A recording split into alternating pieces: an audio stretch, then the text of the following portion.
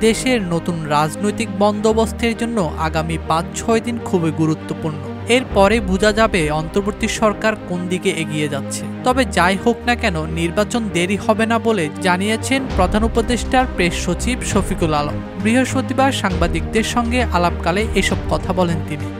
জানান, নির্বাচনের বিষয়ে প্রধান উপদেষ্টা দৃঢ় অবস্থানে আছেন। জনগণের অংশগ্রহণ থাকলে সুষ্ঠু নির্বাচনে কোনো বাধা থাকবে না। এ সময় শান্তিপূর্ণ পরিবেশে নির্বাচন হবে বলেও আশা প্রকাশ করেন প্রেস সচিব শফিকুল আলম। বলেন, এই সরকার ক্ষতিগ্রস্ত অবস্থায় দেশ পরিচালনার দায়িত্ব পায়। সেখান থেকে দেখলে অন্তর্বর্তী সরকার খুব ভালো কাজ করতে পেরেছে বলা যায়। এছাড়া চাঁদাবাজির বিষয়ে সরকার জিরো টলারেন্স নীতিতে অবস্থান করছে। প্রমাণ পেলে যে কারো বিরুদ্ধে ব্যবস্থা নেওয়া হবে বলেও আশ্বস্ত করেন তিনি। স্বাধীনতার জন্য বছরেও রাজনৈতিক দলগুলোর ফান্ড রেজিং এর বিষয়ে স্বচ্ছতা নেই, যেটি দুঃখজনক বলেও মন্তব্য করেন প্রেস সচিব। ডেস্ক রিপোর্ট, দৈনিক দেশকাল।